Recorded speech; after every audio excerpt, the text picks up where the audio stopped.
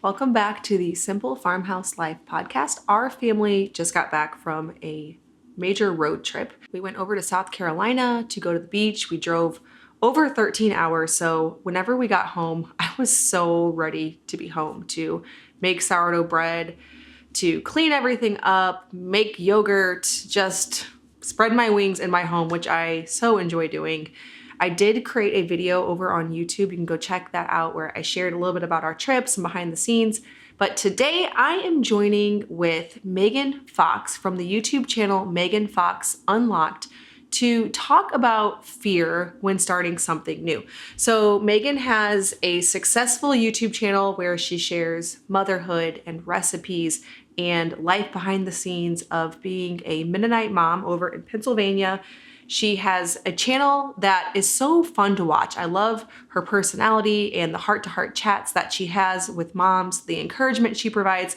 So she started a YouTube channel. So specifically, we will go into YouTube and the fears she had before starting that, before starting her business, learning new things, putting herself out there. This can apply to a lot of different ideas that you may have, not just YouTube. There might be something that you want to start, but you have a lot of fear. And so we're gonna go back in time and talk about when she started her channel, some of the things that she had fears about, some of her encouragement. It will be a really great conversation. So without further ado, let's dive into that with Megan Fox from the YouTube channel and Instagram, Megan Fox Unlocked. My name is Lisa, mother of 7 and creator of the blog and YouTube channel Farmhouse on Boone. Join me as I share with you my love for creating a handmade home from scratch cooking and a little mom and entrepreneur life along the way.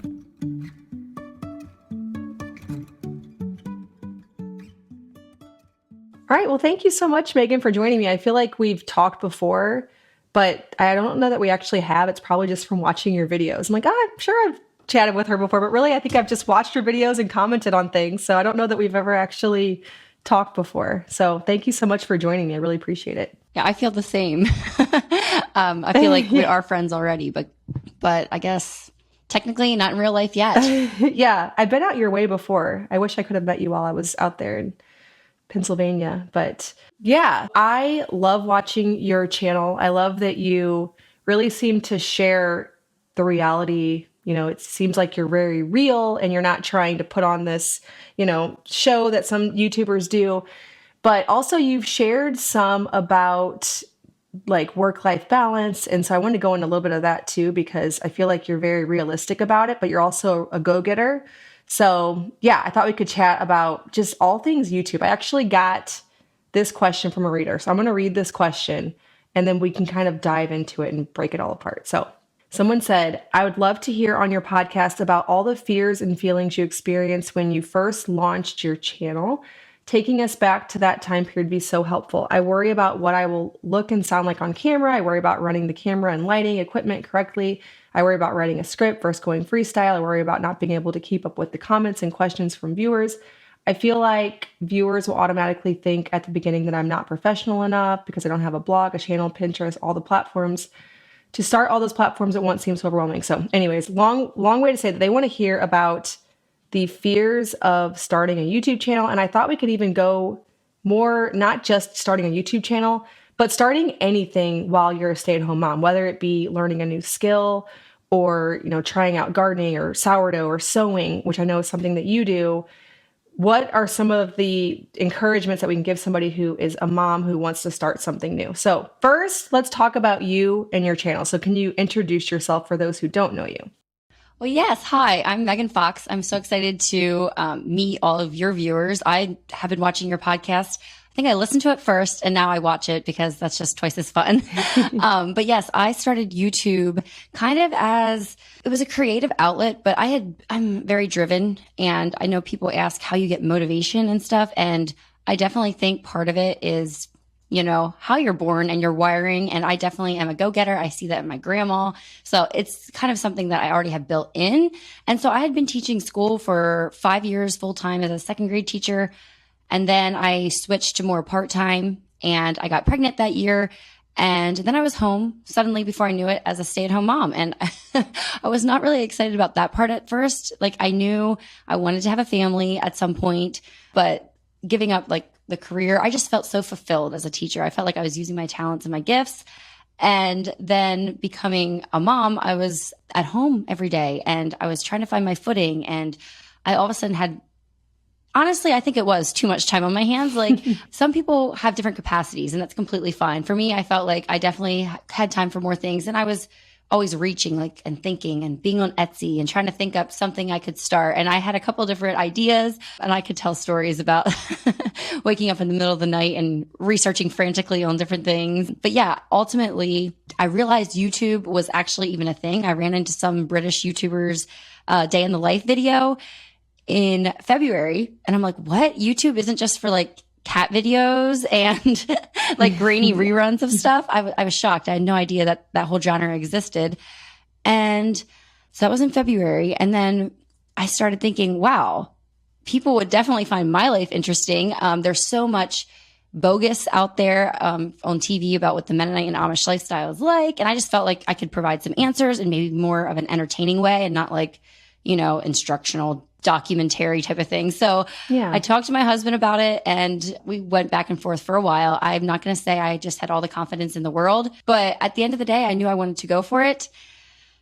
So I actually posted my first video in August of that year. So I went from knowing that YouTube was even a thing in February to starting my channel in August. And yeah, it's been a wild, crazy ride ever since. I'm not sure if you have any questions you want to ask about that portion of it. Yeah, I mean, I think that a lot of people have the fear that their life isn't interesting. Did you feel like yours was interesting just because that you were a Mennonite mom and a lot of people had questions about that there was a lot of misunderstandings about it? Or do you feel like any mom has some kind of interesting story to share, even if it's their everyday life? Because that's the question I get a lot. People are like, well, I'm really boring. I'm like, I don't even know what I share that would people honestly find exciting. But what is like a way that you spin things to make it to where it is entertaining for viewers? It's like I tell Josh, it's a mystery to me how my channel has gotten to where it is because I don't feel like I'm that fascinating. But I do think people come for the content and then they stay for the personality. So I might have the same kind of content as somebody else. Like me and you, Lisa, have such different like camera presences, I guess you could say. And some people might enjoy both of us. Some people might enjoy more, laid back, calm, and that would be you, or more like upbeat, and that would be me. And neither of us is wrong, but like, you know what I'm saying? You connect with different personality types through a camera. And so I think that's why some people resonated with me and they stuck around. And I think also trying to be authentic helps with that. Like I do love watching highly produced YouTube videos and stuff too. That's really fun. But if I tried to do that in the stage of life that I'm in with little children running around in the background, like it's just not going to work as well. And so I realized pretty early on, like we're just going to have fun with it and show real life. And I know I live in busy Lancaster County, but I know a lot of the moms that watch, or just the women in general that watch, might live in a more laid back, quiet area or something. And well, I think like people assume that maybe like only homesteaders watch my videos, but actually people who aren't homesteaders watch it just as curiosity. And the people might watch you to, see what's going on in Lancaster County, see what it's like to be a Mennonite mom, not necessarily that they want to live your life, just as you take them along with it. That's pretty interesting. Absolutely. I get a lot of people that like don't even have the same faith as me or anything like that, and they still like to watch. I have to confess, there is a college girl that I like to watch because I never got the experience of going to college. And so it's kind of fun to see what that all entails. So yes, absolutely. I think our differences is what makes us interesting inherently. Yeah, for sure. So did you plan on it being a business when it started, or was that just like a nice bonus as the channel grew, or did you expect your channel to grow? No. Like I feel like what you do with your YouTube course and everything is so like calculated and like awesome. I love that. I feel that's awesome that there's women out there that are doing that. Like they have a goal in mind, and I think they're going to be way more successful more quickly than I was because they're going to like start with a goal in mind. I was going back and forth. Maybe we'll touch on this later. Like, do I really want to do it? Do I not? And then Josh is like, Josh is my husband. He's like, either A, nobody's going to watch and you can just give it up, or if it's fun, you can just keep doing it for fun. Or 2, people are going to watch and it's going to be a success and you're going to find your people and it's going to work out. And so I guess that's what happened, the latter one there. And it just kind of took off. And I've had to, since I didn't plan for that, I just had to always like recalculate how I'm going to fit in my workload. How much do I want to upload? All that stuff kind of on my feet, which, it kind of helped out. I think even if I would have had a roadmap all lined out before I started, I would have had to deviate anyway. So, but yeah, that wasn't the whole goal at first. The goal at first was like, I'm at home with my baby. I need a passion project, something to do. I felt like I had something to say. And yeah, I felt like I could be creative. And yes, as I watched Sean Cannell's channel a lot, he has Think Media, because like I am not tech savvy at all. I went from not knowing YouTube was a thing to, all that so quickly. And so I Googled every little question. And so I think through that, I learned that, people are making an income. I didn't dare to dream that would happen. And it happened, I would say, like 6 months in. I think I had my first like free product sponsorship type thing. And then, it kind of just built up from there. Well, you said you didn't start yours as a business. I think sometimes it actually can come across in a really beautiful, authentic way whenever someone doesn't start it as a business. Have you found it harder to navigate now that it definitely is a business? Do you find that you want to share things in a more calculated way that you see the income potential, or are you able to just keep it how you originally started it? When people say never change when you get big, has that been an issue for you? That's a great question. Wow. I feel like I have tried to be smart with the YouTube game, because if you want to start YouTube, you have to play by the rules. It is a game. You have to like figure out what people want, unless you don't care about the validation of people watching and you don't care about the numbers or connecting with a lot of people. Maybe that's not your thing. Maybe you don't even care and you just want to put out what you want to put out, and jump all over the place. Maybe that's what you want. But I think if you want to be like highly successful, or not even that, but just like growing, you do have to kind of put out maybe things that people ask you, not always what people ask. Because sometimes one person will say they have a video suggestion and you'll be passionate about it. You'll put it out and then like 2 people watch it. But I think when it comes down to it, I have 3 kids. I don't know how you do it, Lisa, but for me, my husband still works and I have 3 children and I have a very busy, my family's all close by here in Lancaster County, a lot of friends. So I feel like I want to have a social life and stuff too. Right. And so I feel like I have to be very calculated in the time that I work. And so if I'm going to work on a video for, 20 hours a week, I have to like it. I have to enjoy it. I have to be passionate about it, or the whole week is going to just be like, I won't be excited at all. So I think that's kind of how I gauge it. Yeah. If I would want to watch it, if I like it, then I think I found my people over the years that also will enjoy that as well.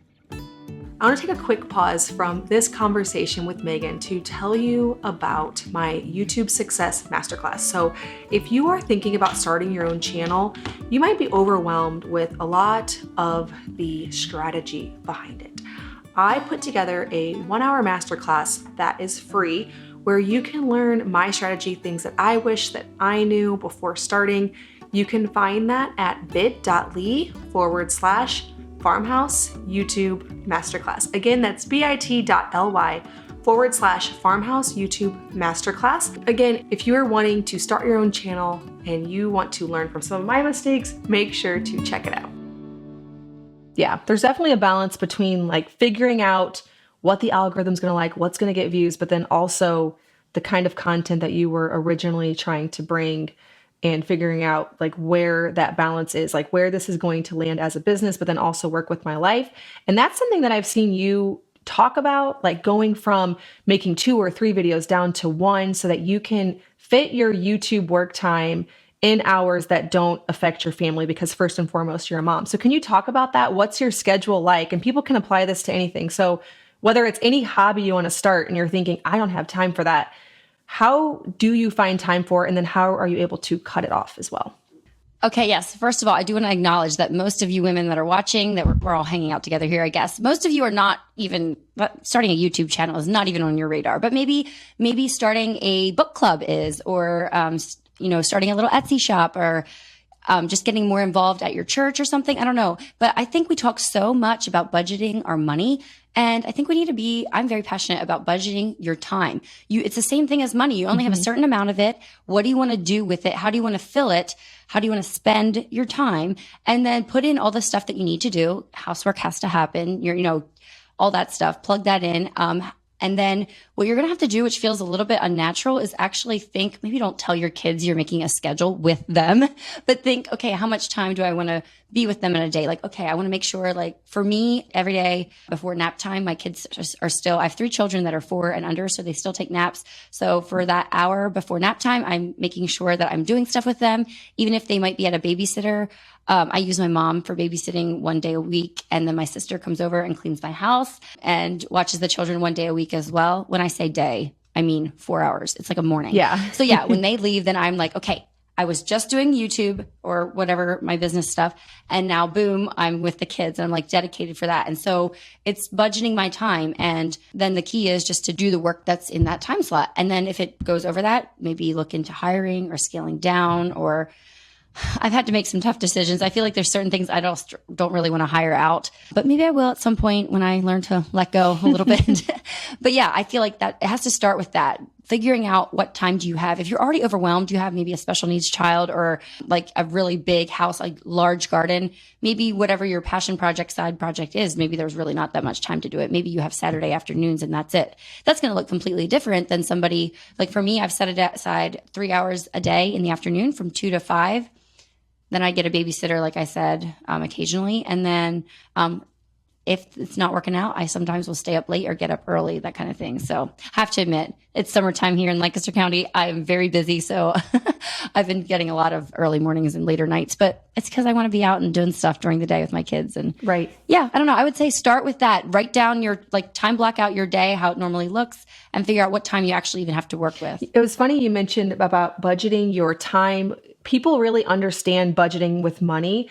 And I find that people don't put the same value on time. And the reason I know that is whenever you share something about like maybe hiring somebody like your sister to come clean your house or someone to, I don't know, complete a project around the house, people get really upset about that. Like, well, you wasted or you spent that amount of money. Like, well, but you have to understand that with time being something that I budget as well, sometimes it makes sense to spend money to have help in some areas. It almost seems virtuous to spend less money and spend more time on something than the reverse. And I've had to learn that over the last several years because I had that same mindset. And I'm like, no, sometimes we can reverse this and we can budget for both. And so I totally know what you mean. Yeah, but I would say too, if you are at the place that you're thinking about hiring someone or branching out a little bit, like I've essentially creating a job. Like how awesome is that? Yeah, like, I mean, I know my sister has her other job. It's just a part-time thing, whatever, but maybe you have a mom close by that you decide to help you package Etsy orders or something like that. And you're giving her a couple hours a week. Like she's grateful for those hours. And like, look what your little business or larger business even, like, look what it's able to do. I think that's something to be proud of. It's a little bit hard though for me, I have to be honest, to like delegate. And YouTube, the business I've chosen for myself or has chosen me is very creative based. So I feel like I want my fingers in all the creative aspects. And so it's a little bit hard sometimes to divvy that stuff out. Yeah. Oh yeah. I completely understand that. There's been times where I've tried to give out a lot to a lot of different people and then pulled back a little bit too. When I realized that certain things, I still needed to have my hand on. So that's a whole balance that grows and happens over time. But as far as like actually starting, I was asking people on Instagram, this was whenever I was going to launch my YouTube course, why they didn't want to start or what was keeping them from starting. And fear of looking dumb on camera and putting themselves out there, especially in front of people that they actually know, was the number one response. I think it's what stops a lot of people from starting a lot of things. It's just fear of failure, fear of looking dumb. Did you have any of these fears when you started? You seem like sort of a confident person, but I'm sure you had some fears. I was so excited when you said that you wanted to address that question here because, girl, I feel you. If you're out there and you just don't feel like you're excited about something, like, will it work? Won't it work? Nobody can guarantee it's going to work. But I feel like some people don't even try because of what people will say. And I think it hurts the most people in your own life, like your actual physical life. I'm online, so I sometimes get criticism and critiques from people I have no idea who they are, and that's a little bit easier to take in some ways because they don't see me in real life. But when you get that in real life, I think that is a little bit hard. But wow, I'm going to pull my phone out here. I was going on a walk with my kids earlier today and I was thinking of some stuff. I'm like, if I could tell my younger 25-year-old self, this is the stuff I would say, because I did struggle with that a little bit. But my husband has a good head on his shoulders. And when he was like, go for it, I'm like, he wouldn't tell me to do something that's going to totally drag our name through the mud or anything like that. Like, I had his vote. And I think another thing too, don't wait for tragedy in your life or a loved one's life or something like that to give you the maturity to realize, like, most things, they don't matter. I'm sorry. It sounds kind of harsh, but, like, you don't want to get to the end of your life and you didn't try something. That sounds so cliche. Or also, let's say you did fail. Let's say you started an Instagram page centered around your, whatever your hobby is, and you go on Instagram Live or you post stories and they're cringy or whatever. Okay, sure. I make Instagram reels and stuff, especially lately, that I look back later and I kind of cringe a little bit, but I was having fun at the time. They might have performed well, maybe not, whatever. But like, take it with like a grain of salt. You can laugh at yourself sometimes, and it takes that experience to get better. If you just never even start, you never try, you will never get good. Like, there's just no chance. But if you give yourself the chance, you definitely can grow. So yeah, I definitely wanted to say, just realize that a lot of things don't matter. Like, your children are healthy, your husband, I don't know. I'm just trying to think of like the positives in your life and the big stuff. things, and just, yes, exactly. It's all relatively small. If you fail, you're not going to fail huge, at least if you start small at the beginning, Yeah, right. You're not putting everything on the line by making a video that people might not like. And also, I always tell people, everybody, which I know I've heard this before a lot, but it just bears repeating. Everybody thinks about themselves way more than they think about you. So they're really like, if you put something out there, people comment negatively. I don't think they're going around the rest of that entire day thinking about you and that horrible video. I think they're just like, and then they just go and they think about something else, or they move on and they criticize somebody else. Yeah, it's sad. That's true. I had that on my list as well. Absolutely. It's like I tell my little sister who's going through the teen years, I'm like, you're just not that important. Like, she's like, oh, I can't go to the store, or I can't drop something off for you at the P.O. box. My hair looks crazy or whatever. I'm like, trust me, nobody's going to remember. It sounds kind of harsh. You're just not that important. But I think it's also comforting in some ways too, to remember that people, if they're dropping like hateful comments or something, they're going to move past it. And they're not, and do you really care about that person? I guess anyway. I did hear the quote one time, don't accept criticism from somebody you don't want to take their advice from. So I think that's a really good way to gauge sometimes too. And I don't know. I think too, we sometimes can be very quick to be like, oh, the haters, like they're just being mean, whatever. I'm talking like more online stuff. But I think most nowadays, no matter what business you start, there will be an element of online, just because marketing online and all that, it all comes into play. Yeah. But I feel like, I hesitate to say it, but like, sometimes there might be a small grain of truth. I feel like random people, like if they might be like, oh, your audio is not great, or like you talk too fast, or, if you're getting comments like that a lot, sometimes they're beneficial. Like, don't always just like throw everything out the window either. Don't absorb it all, and also don't throw it all away. Because they're going to also help you to be better. Yeah. And it's nice when you get criticism from people that are on your team that like want to get you better. It's a little bit harder to take it from somebody who wants you to fail. Right. But yeah, it's just, I think that takes some maturity and stuff too, which is why I'm never going to let my like 13-year-old daughter start a YouTube channel, and be reading all the comments and all that. I think it takes a little bit of, yeah. And I'm not saying I'm so mature and stuff, but I did go through some struggles of not fitting in when I was in middle school. And I feel like that did help me to realize that at the end of the day, when I lay down at night on my pillow, do I like myself? Do I like how I reacted in hard circumstances? Because that's who I can really control.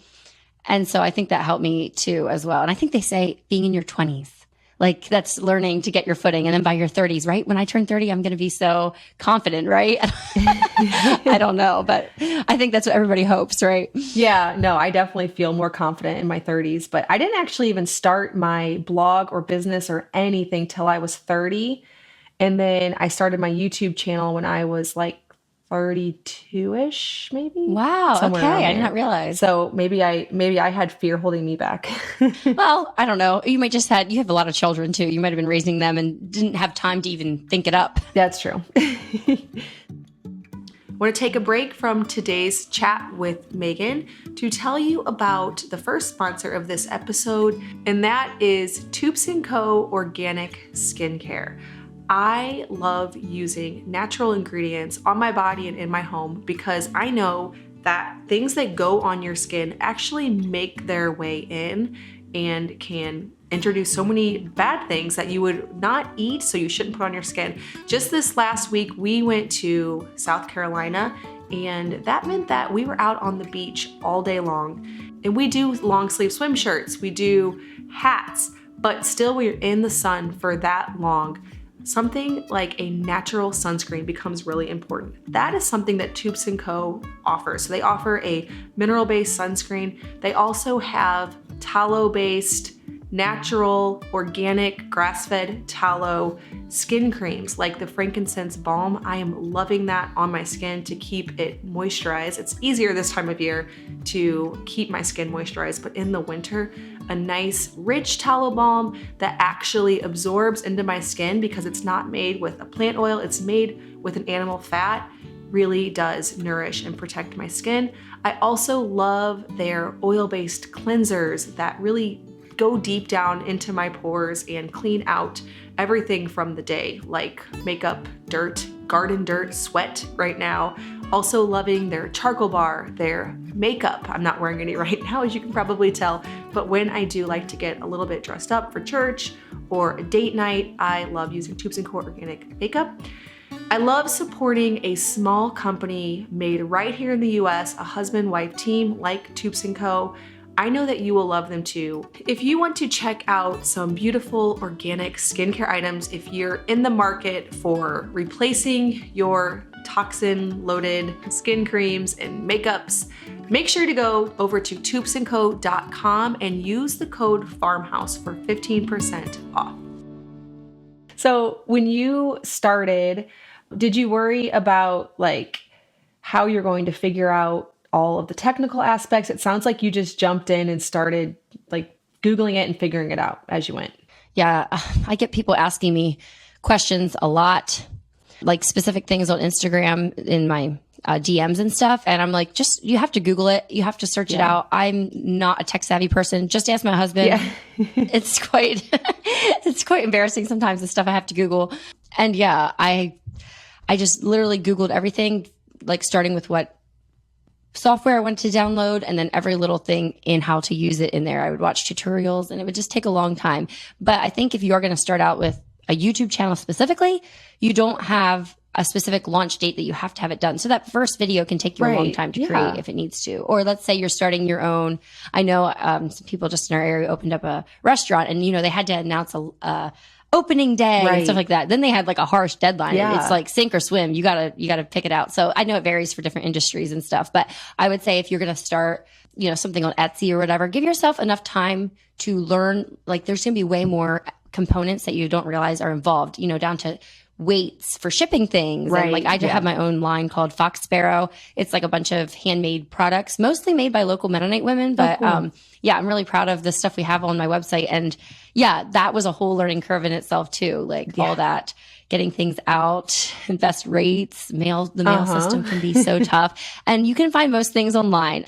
I would definitely say that I didn't pick a lot of people's brains. I just tried to figure it out on my own. I didn't want to be that, you know, annoying person that was always asking my cousin or whatever how to do everything. But yeah, it's a learning curve for sure. Yeah, pretty much everything you see online has this whole like, this is the iceberg underneath, like of information behind what you see actually sticking out of the surface. So, and I'm not going to lie and say that it was very like fast. It took a lot of time. So if you want to take a shortcut, like take a course on how to do it or something like that, you don't need that, but it definitely can maybe get you going faster too. I just didn't do that at the time. Yeah, it depends on your goals and how much you want to hit the ground running, but definitely the information is all there. I know that when I started my blog and my YouTube, I did not take a course. I just like late nights, Googling, reading, the information is there. So specifically on your videos, I was going to just out of curiosity, do you script your videos or go completely freestyle, or like to what extent are you planning out your content?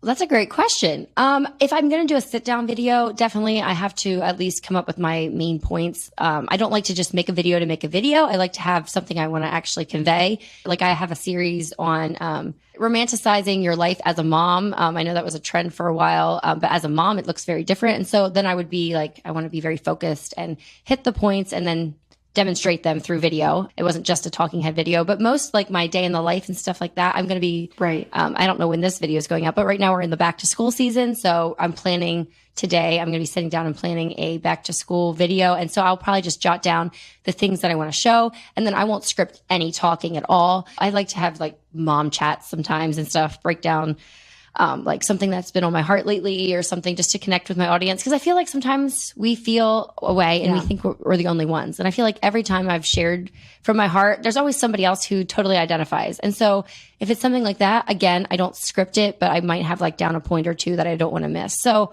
I would say it's pretty go with the flow for the most part. Definitely, I don't script everything I say. I did do that with a reel or two because you have to get a really small amount of information in like 15 seconds or whatever, but not with YouTube videos. I feel like I want it to be more of a conversation with my audience and I can always edit the junk out later, you know? Yeah, exactly. Yeah. I always wonder, to what extent should I plan so I have less editing later, or am I saving more time by just going about my day editing out later? There's kind of that, like, it's going to either take more on the front end or more on the back end of it. And I usually kind of land somewhere in the middle. Now, do you just choose like a specific day a week, or does it change whenever you do like a day in the life type of vlog?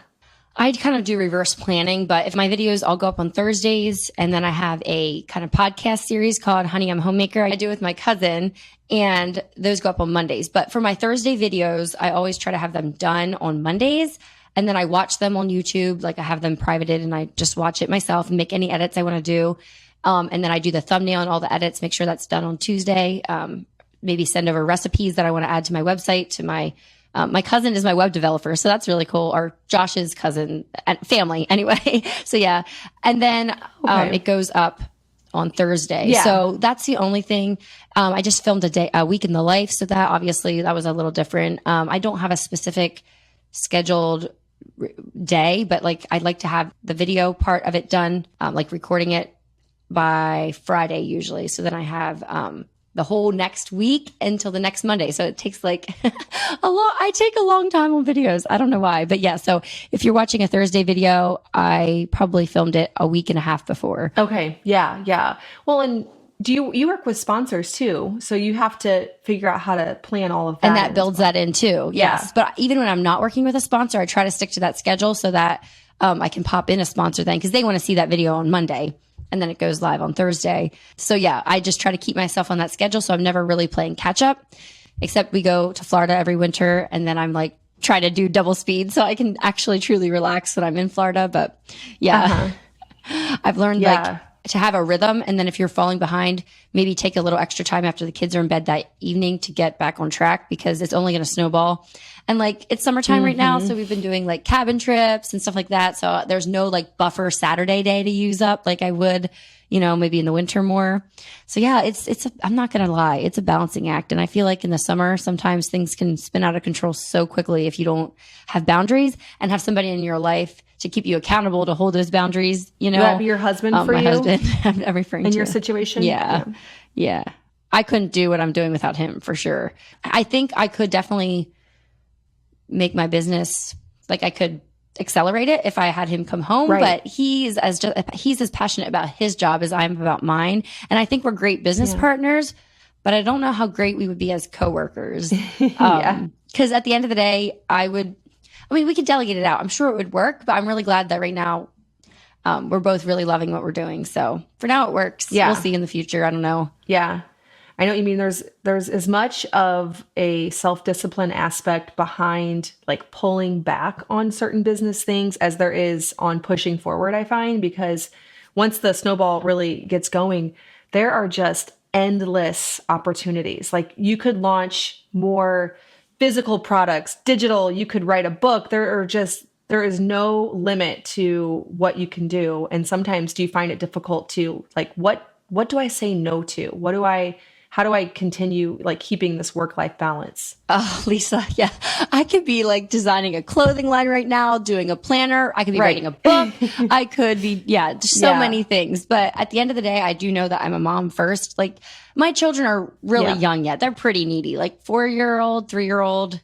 Oh yeah. I have an 8-month-old. So I think we had babies around the same time. Just like a week or two apart, I think. Yes, our youngest, they're both about the exact same age. So they're so fun, but they're busy. I think just realizing, I don't know, I feel like every other year I have a baby, and every other year I start something new. So a business baby or something. Like on the off year, you always start something new. Not on purpose. It's just kind of how it works out. If I look back at 2019 baby, like every 2017 baby, 2018 YouTube, 2019 baby, it's like a pattern. Yeah. But I feel like that's always because there was like a crack that I could fill, and I was like feeling antsy or a little bored, or let's try this out, and I feel like that's probably going to slow down with, like, I have 3 kids now, and that's definitely a different ballpark from 2 or 1. And so I don't know. I'm definitely experimenting with my YouTube channel, adding new products to my Fox Sparrow line. Right now I'm designing a planner, like little things like that, that aren't necessarily huge, but I forget the question again, Lisa. I'm just having fun chatting with you. Well, I'm just, like, how do you figure out what to say no to? Because as you grow, I'm sure you're presented with opportunities all the time. And sometimes you probably have a really good opportunity that comes along that you actually just have to decline for personal reasons. You want to do it so bad, but you're like, I am a mom first and foremost. Yeah. Well, some things I just am not excited about, so I weed those out right away. I don't have to be working. My husband works, whatever. I could drop YouTube tomorrow if I needed to. And I know I don't own YouTube, so I try to hold it with a light hand. Or, my subscribers, my viewers could go away, or God forbid, I'm so fortunate for what I have. But I think what I do is, 1, if I'm not excited about it, that's that. 2, if it's going to be taking more time away from my family, it needs to either be adding to our lives or adding to our, like, investing, our savings, our future for our kids. Our kids are going to like a private Christian school, Lord willing. So I guess I try to also look at things through a monetary value as well. So I've been pouring a lot of energy into, like, very hands-on with, like, designing leather products for my website. And I was designing all kinds of stuff. It was very labor intensive, but the return really wasn't there at all. It was just more a passion project. And I realized I had just as much fun recording YouTube videos, and they were where the money was at anyway. And so that's how my extra video every other week happened with the Honey I'm Homemaker series. Me and my cousin just added that in because I was like, that is really fun, 1. And 2, it's more lucrative than what I had just been, like, spinning my wheels with some of the really hands-on product development, I guess you could say, with my Fox Sparrow line. So I now work just as hard, but I work a lot smarter. I only select products for my website that people have already have developed, and I like them, and I don't have to, like, put 15 different spins on it to be just Megan's, There's a few things I still have my fingers in pretty deeply, but I have some more parameters now so that I'm not so involved with that because I just don't have the time for it. So I guess you have to know your goals. And, like, if you're trying to make money, well, look where the money is coming from, and then also follow your passion too, I guess I would say. Yeah, definitely. All right, I want to pause to tell you about another sponsor today, and that is Redmond Real Salt. So if you're cooking from scratch like I am, making homemade bone broths, fermenting your own vegetables, you will find that you need a lot of salt. I know that every time I turn around, I'm refilling my little salt canister that sits above my stove. I'm sprinkling it all over our meat, into our homemade bone broth. Everything just tastes better with a good quality salt. And when you're using that much of anything, you need to make sure that it is quality, that you aren't introducing something into your food after all of this hard work that is going to have negative impacts on your health. That's why I trust Redmond Real Salt. I actually purchased a huge bucket from them so that I don't run out. I find that that is one thing I can't do without. I can have staples on hand like eggs, like whole grains so that I can mill them and make flours and breads and milk from our cow. But if we don't have salt, I really can't pull a meal together. So head on over to bit.ly/Redmond Farmhouse. and that is where you can get a discount on Redmond Real Salt. They've offered this for Simple Farmhouse Life podcast listeners, so make sure to stock up on a good quality salt for your kitchen while you're over there. Check out their seasoning salts. You can find so many things to dress up those summer barbecue meals, any meal that you are cooking from scratch. Again, that's bit.ly/Redmond Farmhouse to get a discount on clean, quality salt to add to all of your homemade dishes. So, what have been some of the things that you have put into place to, I think you said your husband keeps you on track, but like to make sure that you have like a work-life balance and you're getting everything done? How do you know for sure something isn't going to like encroach on family life? Well, I think one, you have to have whatever your business is, not maybe YouTube or whatever, but you have to have the mindset of if something is hard, don't just like wallow in it and be like, oh, this is so hard. I have my kids are in my Cricut supplies and they're wrecking it all up while I'm trying to get my stuff done and, whatever it is. And actually put some thought into troubleshooting. How can you solve this problem? Maybe instead of doing it while your kids are awake, you can like just get twice as much done in half the time after they go to bed if they don't take naps anymore or something like that. Maybe you can hire someone and yes, you're paying them to watch your children for those couple hours or whatever, but then you're getting twice as much done. I don't know. Just think creatively and don't just wallow in the hard and be like, this is hard. It has to be hard. There's no way around it.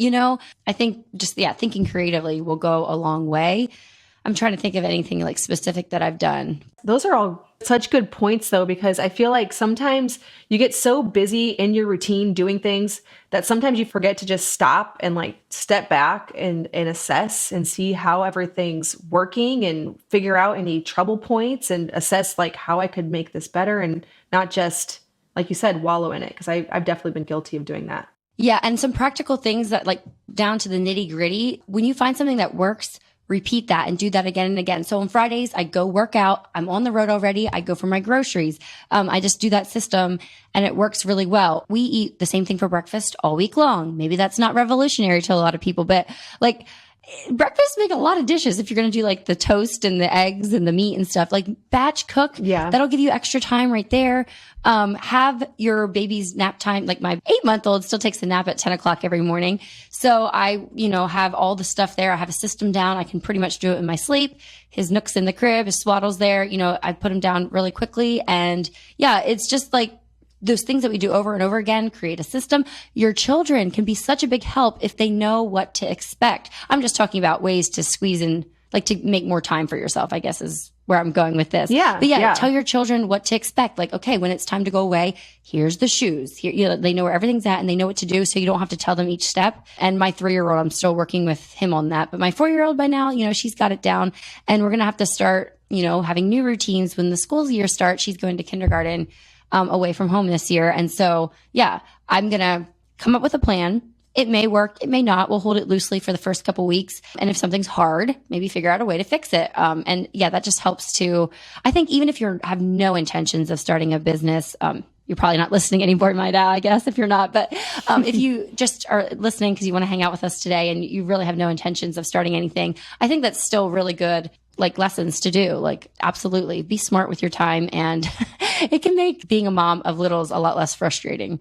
Yeah. I think sometimes we're just sprinting so hard that it feels like if we stop for a second that, everything's just going to, like, the laundry's going to pile up, the dishes are going to pile up. But sometimes you're right. It makes sense to put the phone down and just think through everything. Like, how can I be smarter about that? Because a lot of what you were saying just required you to think through what happens in your day and then strategize how to fit it all together so that it makes more sense.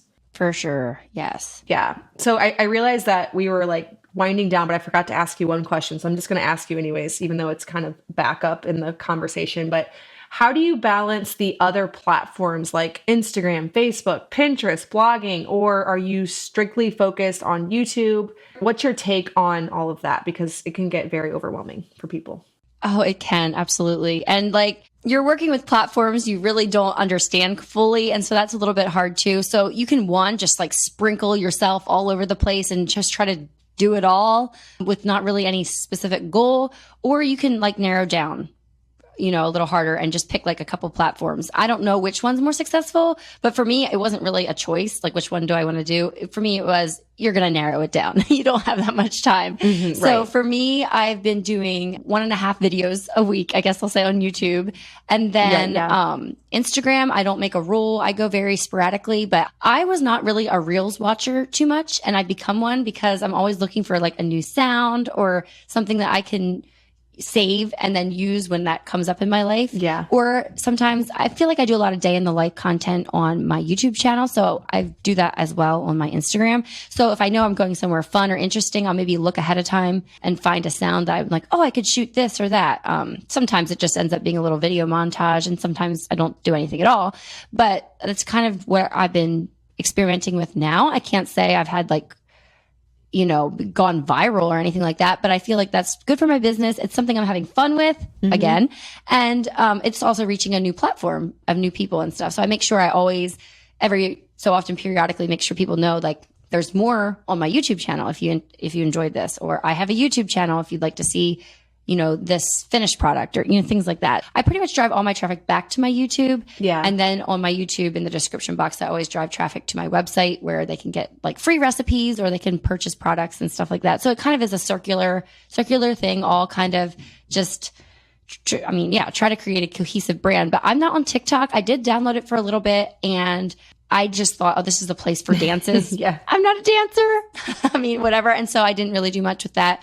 And now I realize it's not just for that, but I haven't branched into it because I just can't do it all. And you don't have to. Yeah. And maybe at some point I'll have that crack of time. I'll have more free time, and maybe I want to. We'll see. But for now, I just can't do it all, and I just can't let that bother me. So I just kind of put it out of my mind. Like, not now. Right. Can't do it. And Facebook, I just literally, I make sure my Instagram stuff gets posted to Facebook. That's it. I'm hardly on there very much at all. Yeah. So that's like kind of, I don't know. I'm trying to think. I'm not on Twitter. I'm trying to think of the other platforms, but yeah, Pinterest. I'm on there for my own inspiration, but I don't pin my own things. If I ever hired, maybe I could get somebody to work on that for me. But I'm not on there currently. Well, the encouraging thing is you can build a successful business and YouTube channel without having to be on every place. It sounds like you really focus on your YouTube. Instagram kind of happens when it does for fun. If you were to like go to Florida, for example, like you were saying, you have a trip coming up, you will make sure you have your YouTube channel. But as far as like planning ahead for Instagram, that's not as much of a concern. It's mostly like you're focused on YouTube. Well, and it might need to be more of a concern if you are a product-based Instagram page or something like that. For me, it's more like my daily life. I never post on Instagram to make noise. I like to have something to say, something to show. Maybe it's not always unique, but I've learned, don't let this scare you. If you think, oh, everybody's heard that before, I guarantee you not everybody has. Right. So if it's something that you just learned yourself and you've been like learning this little hack or whatever, and you're like excited about it, post it. Somebody's going to be like, should have thought of that sooner. Yeah. You don't always have to have like reinvent the wheel, because not everybody is everywhere. Yep. I feel like that's something I need to keep in mind more often. I know. I always think that just because I've heard something 1,000 times that everybody else has too, and that's not always the case. Absolutely. So tell us where all we can find you. You also mentioned your products. So where everybody can find that, where you are on YouTube, Instagram, that good stuff. My YouTube channel is called Megan Fox Unlocked. And the name, back when I chose it was because I wasn't allowed to use the name Megan Fox because they thought I was impersonating the movie star, right? So I added Unlocked on the end just because I wanted people to understand like what an actual Mennonite does, not the sensationalized version on, MTV or whatever. And then also on Instagram as well, Megan Fox Unlocked. And then I have my own website. On my website, meganfoxunlocked.com, I have a line of products called Fox Sparrow, but everything's on there. I have free recipes. Check those out for sure. And I have free printables and things as well. I'd love to add more to that library. But yeah, then there's handmade products made by acquaintances or people that have reached out to me, and it's all curated. Like, it's stuff I use in my own home. Cool. So either you like my style and you'll like pretty much everything on there, or it's not your thing. Yeah. Awesome. Well, thank you so much for taking time out of your day to share. And I know that what you've shared will be very encouraging to anybody who has fears about starting their own thing. Sharing your story really, really does help. Yeah. And I wish I had something profound to close with, but just know that if you are feeling scared, it's okay. Like, I did too. But do yourself a favor and Yeah. try it out. Nobody says you have to do it for the next 10 years. Try it out for the next 6 months or a Right. year and really commit to it for that time and see where it goes. You might be really surprised. Totally. And if it didn't work out how you hoped, you'll learn something anyway. So not all is lost. Yeah, think what you would say to your daughter. That's what I like to think. Oh, yeah. Yeah. All right. Well, thank you for listening to this episode. Make sure to go check out Megan's YouTube channel. Subscribe. You will for sure enjoy her videos. I know that I do. She's one of those creators that I love to watch. Whenever we sat down to do this conversation, I felt like I already knew her just from watching her channel. And I know that you will have that same familiarity with her after you follow along. So thank you so much for listening, and I will see you in the next episode of the Simple Farmhouse Life podcast.